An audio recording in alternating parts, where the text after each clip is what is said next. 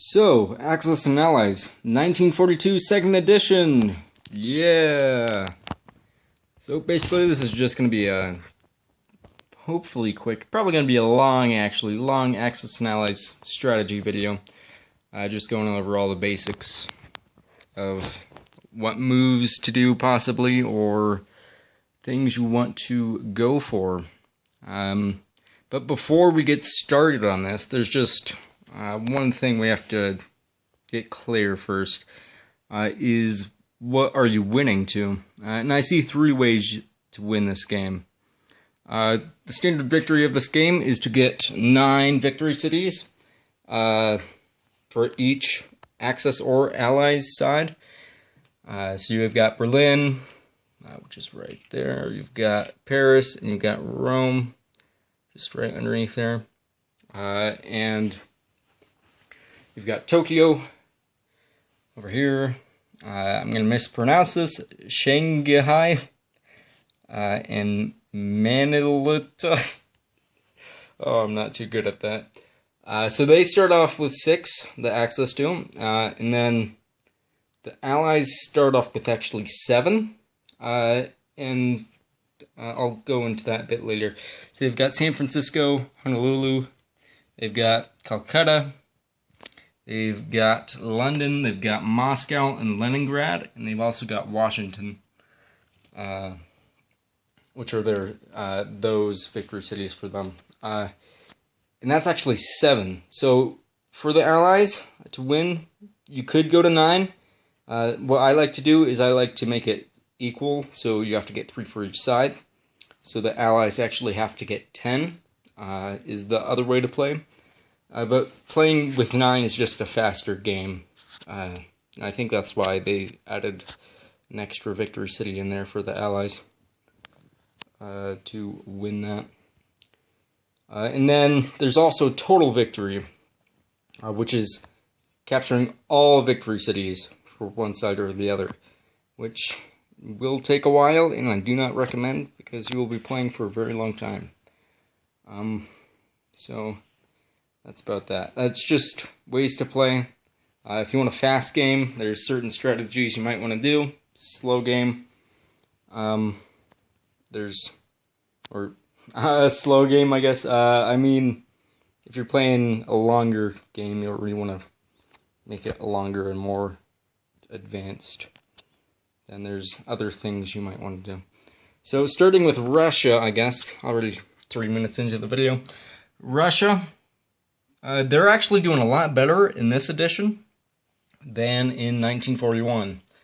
Russia actually has units. They actually have IPCs. They started off with 24 IPCs.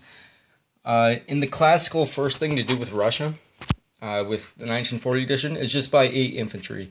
You're already being invaded by Germany, so 8 infantry will do the best. What I like to do is I like to have a meat shield around Moscow. Because if you lose Moscow, Russia's pretty much done after that. As well as if you lose London, the Britain's done after that. So what I like to do is attack West Russia right here. Because then either the Axis have to go through 2 in the north to get to Russia, or just Carcactus in the south, and those can be taken back easily. So that's what I recommend on the first turn with Russia. You attack West Russia, send in plenty of infantry, because send in all 4 of those, because you're obviously going to get more infantry, as well as these guys into West Russia. Another move you can do, you can go for Belarus. Hopefully I said that right, probably not. Just to get more IPCs, because that's 4 more IPCs you can get in the first turn, right there. Or even Finland would be a good choice. Now with the sub up in the north, probably bring that down over here to C-Zone 2, or even to Britain. Just going to move that a little closer. Because C-Zone 2, if the Allies, or if what's their name? United States, there we go. United States can send a thing up here, and I'll get into all that later for United States strategy. And then moving on to the western side, over here, you can do a couple of things. You can really fortify this here, prevent them coming in, so you could move those two guys into there, maybe even a third, and move up that line if you wanted to as well. Or you could abandon that because the Japan's really strong, and just make a stronghold probably here or here, because you can get units there faster. Like that. One thing with Russia, you're probably never going to build a navy. I have not yet played a game where Russia has actually gone for a navy. So, don't go for a navy. Things you can also do, you can also help fortify China. You can move that guy in there, that guy in there. Just make it so it's harder to get China, because China's going to fall in 9 out of 10 games, always going to fall. And then one thing is Germany. Germany kind of wants to cut off the canal. Germany would come down here. I'll get into that again later. So you could also take this tank and move it into Transjordan, because that's 2 spaces on your non-combat move. An uncommon move is going into Ukraine, just because they've got 2 planes of tank, tons of infantry there, which could happen, but it's not the most recommended move for them. So that's about it for Russia for now, and I'll just get into the basics later in this video for the second round. Moving on to Germany. Germany's got a ton of units, so they can either go for Moscow or London, really. And usually they get Leningrad in the first turn, which isn't bad because it's not a major victory center. Major victory city, there we go. It is a minor victory city. So it's not that bad to get control of, because you can always go back. It has a factory in it, but it's only worth 2 IPCs. Not the best, but you just don't want to lose Moscow. And if Russia keeps with its infantry buying, Moscow will most likely not be taken for a while. But Germany, they have a lot of things to do with all these units. And with like all the players, one thing I like to do is I like to use at least 50% of them on my turn.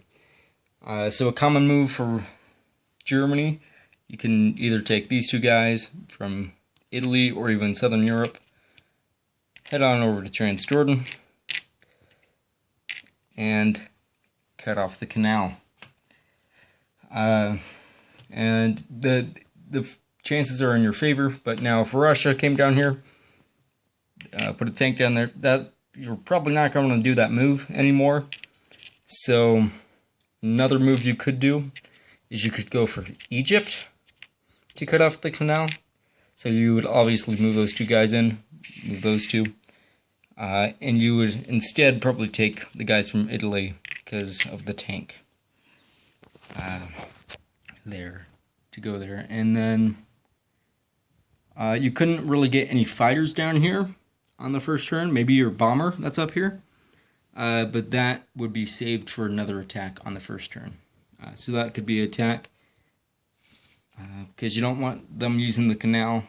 You want to at least close it off for that. And now, one thing with Germany is you want to take out the United Kingdom Navy. Once you do that, then United Kingdom is not really any problem. They'll try to build up their navy, and when they do, you might want to go for London after that. So, over here with their battleship and that, you can take your cruiser from Season 5, probably take your 2 subs, fly your bomber in, fly this plane in from Norway, take the plane from Northwest Europe, and obviously they have not really had a chance for this. These 2 subs, you can either move them up here to be for sure you get them, Or you can even take them down here. Season 10, eliminate the fleet almost entirely. You'll just have maybe one ship left in the Mediterranean Sea. It depends what you do with that battleship. You can take them down here, or another move you can also do is you can come down here and you can attack the United States fleet, which could be a good move, but then United Kingdom still has their navy, and the United States cannot always build up, but it will help you get rid of the United States from entering the war, and you can take out maybe a capital before then. So yeah, usually Africa is not that important. You're probably going to lose it. Don't focus there, really. Just focus on either Russia or London, or I mean Britain, so Moscow or London. Get in there. Once you take that out, then you could have that victory city and a couple there. So the Axis are going to be a lot powerful at the beginning, but as the war goes on, it will kind of flip sides, and the Allies will then, even if London is lost or Moscow, the Allies can still win.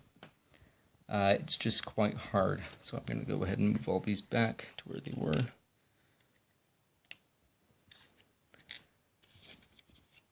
Because those are just some moves you can do with that. Now, United Kingdom.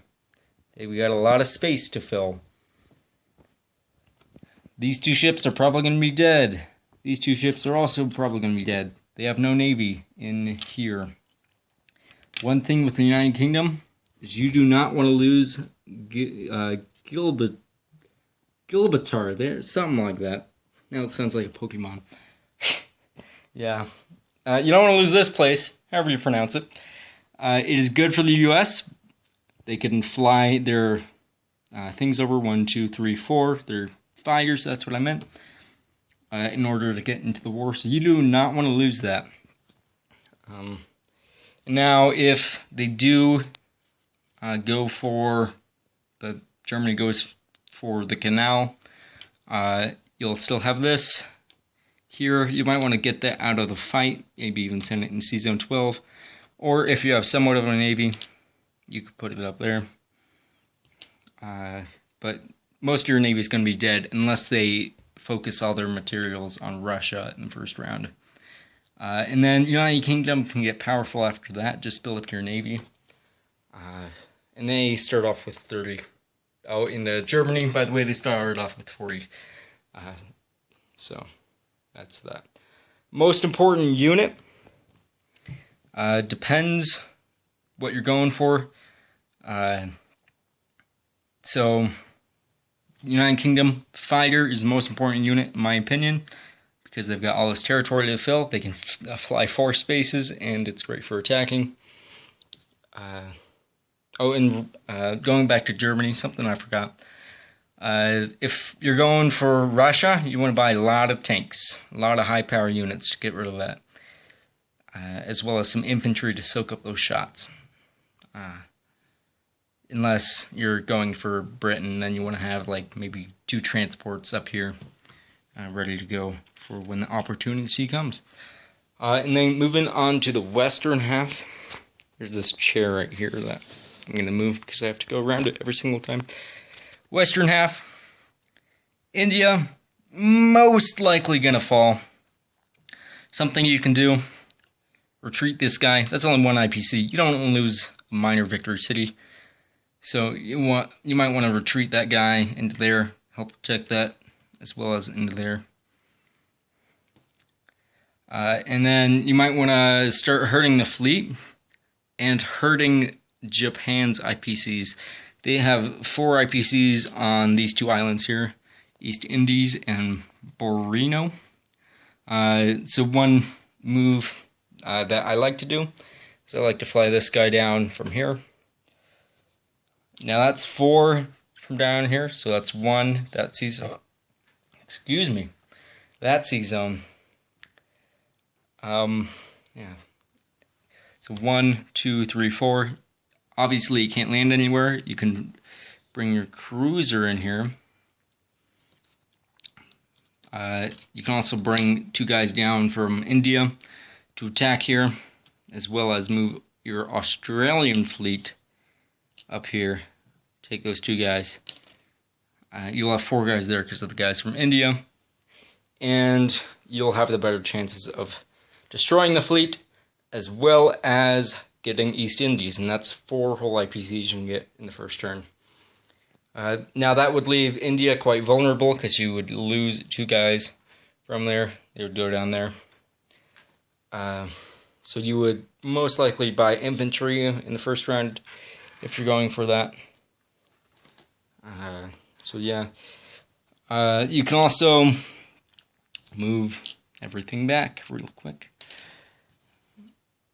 If you're going for Africa, you don't want to fly that fighter down, so that will change everything down here. That fighter just really ensures you're going to win that battle.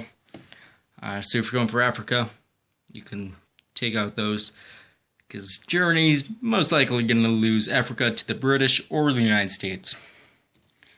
And then, so if you don't go for that, first turn, you might want to either move your fleet up to sea zone 45 or 38. Now, 39 is the safest sea zone, but you really don't want these units sitting here. You want them out in the war going for Japan. So you want them either right there or up here. You can also go for some other of these islands like Borino. You could even take this fleet in the first turn. Oh, wait, never mind, you actually couldn't. My bad. Because that would be 3 moves. So in the second turn, you could go for Borino, but not in the first turn. You can go for New Guinea in the first turn. Take that IPC away, take that island. And then United States, aka China, but really United States. They would probably attack with this in the first turn, their fighter up here. But one thing with the United States, they can go down to India and protect that, and I'll mention that again in the United States turn. That's just one thing that you can do with that. Ooh, 17 minutes. Okay, gotta go faster. I'm gonna move that guy back up. Okay, and another move you can do is you can go for French Indochina Thailand.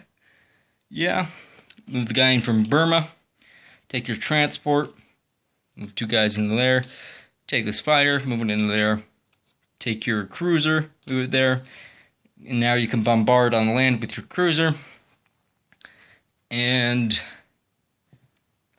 I guess that was all the units you could go in there.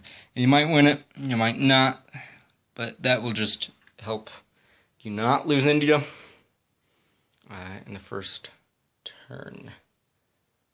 I think I set up Japan. Let me check real quick. I see zone 61, I think. Aha! I knew it. Oh, these guys are supposed to be right here. There we go. Yeah, glad I caught that. So that's things you can do in the west with United Kingdom. Now this guy down here, this guy is really pointless if you're leaving him down here. Get him up to the war, move him up. Or move him that way, doesn't really matter. Just don't let him sit there, down there in the war. Unless Japan later comes in and takes over Africa, which I'll explain in a moment. So that's basically all strategy that I found to be useful with them. They can also go for France if they have a navy, but if all these units are dead here, it's going to take them a while to rebuild that navy for them. And the United States also will go for France. So now moving on to Japan. First turn, basically. I see a couple different strategies. You can go for a factory strategy if you think India is going to be really aggressive, or the Great Britain's going to be aggressive, or you can just go for a casual. I'm going to call it a casual strategy. So obviously, go for China. It always happens, and it's simple to really take over. So probably take over Yunnan and NV in the first turn. You can always move those 4 infantry in. You can always move that down. And maybe even if this is not heavily guarded, you can also attack there because you've got transports to transport units off of the main island. And then Burma, if United Kingdom is just going hardcore with India and they retreat that guy, go into Burma, move all your guys up to the front line. Just take the IPC, it's a free IPC. Now with your navy, you can build one large navy in the, what ocean is this, Pacific? Yeah. Build one large navy, maybe go down to Wake Island or up here. You might want to take the Hawaiian Islands. Is that islands? It is islands. Okay, I was right. So that is what you could do. And best unit for that's probably a cruiser, obviously. I like cruisers a lot. I like using them in my strategy, if you could not tell already. You could go for India in the first turn. Is something you could do. So if they go for French, Indo-China, Thailand, that's going to leave India very weak, because if they move those to win, to bombard, maybe in the fighter as well, then you can always take your battleship and your aircraft carrier, move them up. Battleship can bombard the land, take the transport, take some guys down there to India, because India's forces won't be that strong. And I was just showing off down there. Okay, I'm just talking. And yeah. So India, you could take that over in the first turn. And then if Germany takes over Leningrad, you just really need one more to win, which could be either like London or Moscow even, or even Honolulu for that. And then, the factory strategy. So if India is being quite aggressive, you want to buy a factory in the first turn. My recommendation is right here in Kwangatong. That's how I'm pronouncing it. Put a factory there. You can get guys easily to there. Once you take over India and China, it'll be you can go for Russia. But if India falls in the first turn and you've already bought a factory, probably put it in Manchuru. And I probably just mispronounce that like I've done in all my videos. But yeah, you can go for Russia after that if India falls in the first turn. 2 islands you want to protect. You want to protect Borneo and East Indies. There we go. Just because those are worth 8 IPCs in total, and you're only at 30 IPCs to start.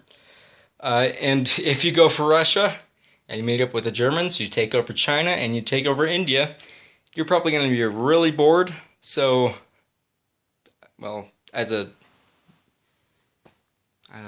whatever they're called. These guys, Japanese, you're probably going to be really bored. And then they usually go for Africa. So this guy, probably in the 6th round, I'd say.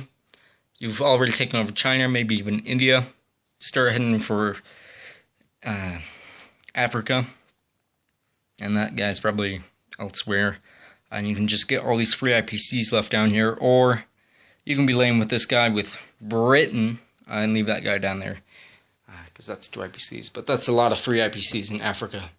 So if you lose Egypt to the Germans, they're going to go down in Africa most likely, as well as the Japanese. It's just a bunch of free IPCs down there. Just going back to Britain real quickly, you might want to get a good fleet down here, as well as up there. And that's really hard to do throughout the game, because you have to manage 2 fleets instead of the Japanese, all 1 fleet. And somewhat of a fleet, but more airplanes they have in Germany. So that's that. And, oh, you can also go for Australia. It's only worth 2 IPCs, though. I've never really gone for it, just because it's so little IPCs.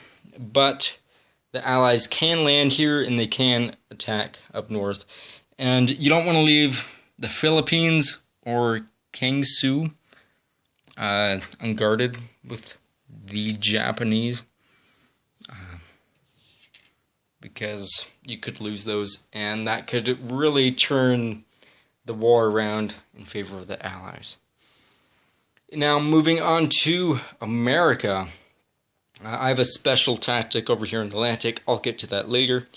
But in the Pacific, you just want to get a really big fleet. If you get 3 battleships in your fleet, Japan is done for, so maybe first turn you want to buy a battleship and put it there. First turn, also move those guys down there. Now you've got a large fleet here. Because if Japan on the first turn decides to build a large fleet in 52, now you can really wipe them out.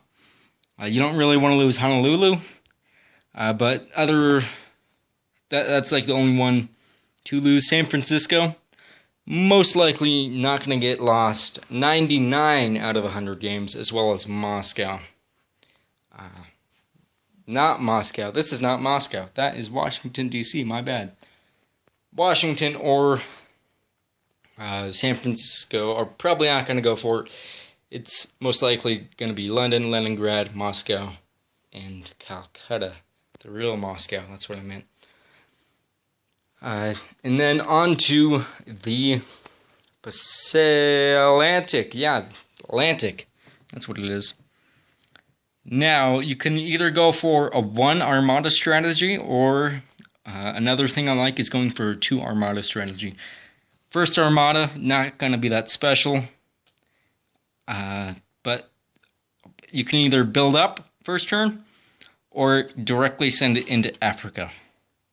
Unless Great Britain is going for Africa, don't go for Africa, build up your navy, and don't do 2 armadas.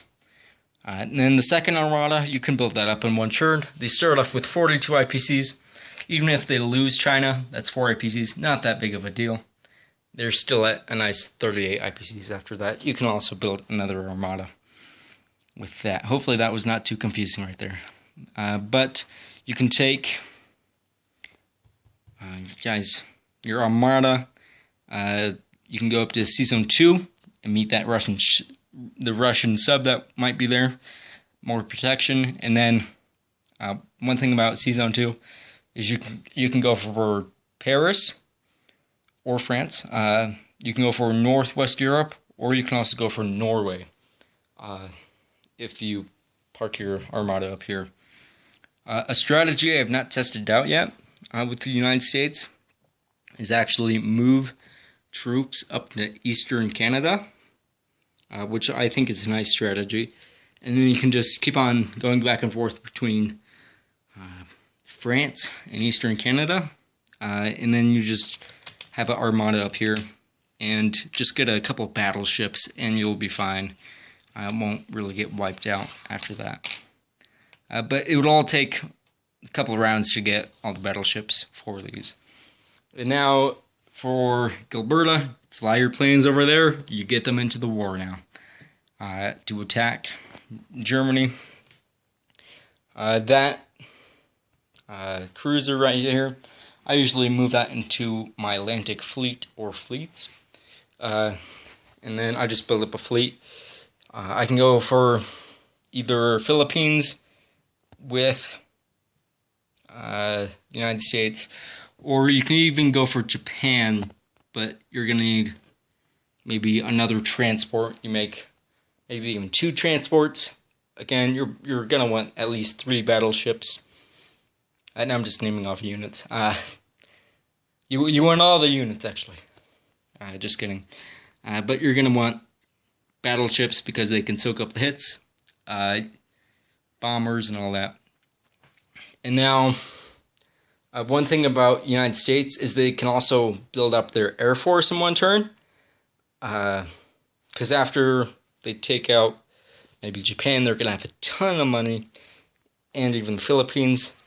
And then if India comes down, not India, Great Britain comes down here, takes over these 2 islands, Japan's probably going to take them back over, but the United States can come back again to retake these over, and then the United States will just have a bunch of money to build units with and go with.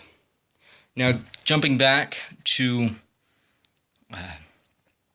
what are these guys called? China, or the United States, in this case.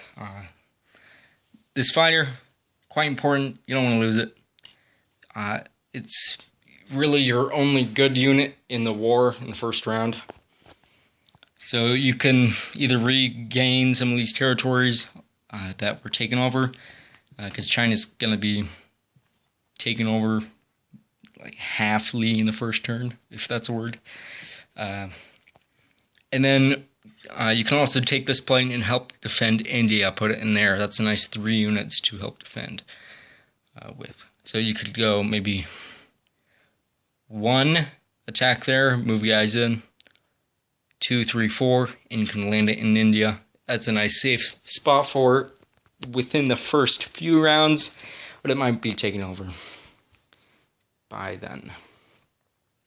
And now, one thing United States doesn't really want to focus on is really land units, unless you're buying units for your fleet. Because if you're buying units for your fleet, then you obviously want units to board onto transports like here. But don't really focus on them, on land units. Just focus on your Navy and Air Force. Yes, that is correct. Okay. And then, even if London and Moscow are taken over, like I said this before, Allies can still win easily. It's just harder. But going back to Russia now, so that was all on the first turn, things you might want to do. Second turn, Moscow. I mean, okay, whatever. Moscow and Russia, same thing. You're probably going to buy more infantry. Always buy infantry throughout your turn. Unless Germany is defeated, buy infantry every single turn. So, they'll usually be about around 24 still on the first turn. Leningrad's probably going to be taken over. And things like that. But you can also buy artillery to pair up with your infantry. 2 hits, and you can kind of weaken Germany, all of that, pretty much. And remember, tank blitzing. That is very good. Say you weaken out Russia a bunch. Weaken out Germany a bunch. Russia can blitz through. But likewise, Germany can also blitz through. Tank blitzing will just get you a bunch more RPCs for that. Germany, they can go for Leningrad if they didn't go on the first turn. They want to kind of choose who to focus on, though. You don't want to focus on both because you're going to be weak on both. So you either want to focus on London first, send all your resources there, take it out over, or Moscow first. One of those 2 first. And then London, you want to get your fleet back up. Again, keep on building your fleet. Maybe even get a couple aircraft carriers for your planes. And then usually India falls in not just India falls, not in, no in. Don't know why I said in. Yeah, so usually Japan takes it over, and Japan, I guess. Japan still, you don't want to weaken yourself in the Pacific, because now the United States is probably building battleships and stuff, but you also want to take over a lot of Asia and maybe even go to Africa later in the game. And then United States, just build up your Navy and Air Force again. Things to remember: tank blitzing with all countries. That will get you more IPCs.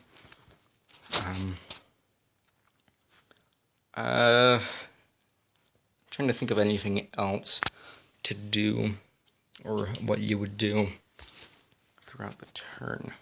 Oh, I guess victory cities worth capturing. I guess I'll start with the Axis. Leningrad and Calcutta. Get those two cities. You just need Moscow or London or Honolulu to win. Washington, you're probably never going to take that over.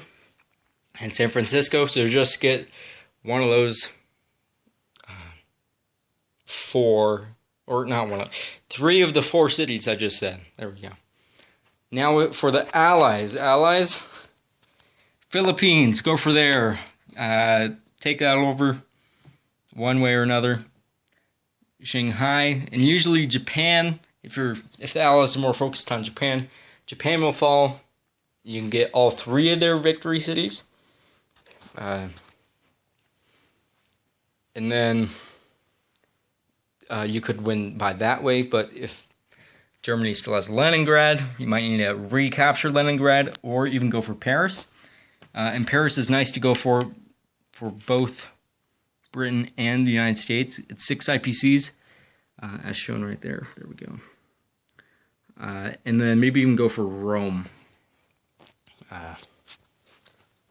as well. But now, if you're going for a fast game, maybe you say 5 rounds average fast game, because rounds can go on for a while. You might want to kind of neglect a lot over there for the Allies, but go for Paris. Either United Kingdom could go for Paris, and Rome as well. For the U.S. could go for Rome is what I mean. If you get those two within one round, and you just need 2 to win, then you win the game. Germany has no chance to take them back over if you get up to the set amount of victory cities, because it ends with the United States player's turn. And that's if you're going for 9 victory cities for both sides. But if you're going for equal, you might want to get one of Japan's and then go for both of those after on the next turn. But you don't want to space them out. You don't want to go for Paris one turn and then go for Rome on another. If you're trying to do a fast game, so to speak, because then Germany will just retake France, and then you'll just have to restart going for them again. Because Germany can build up a lot right here. They've got both their factories here. But if Russia comes in, they can't really get units out here much anymore, and Russia can be a bigger part in the game. Now for Axis, Leningrad, as always. Leningrad is weak, go for Leningrad.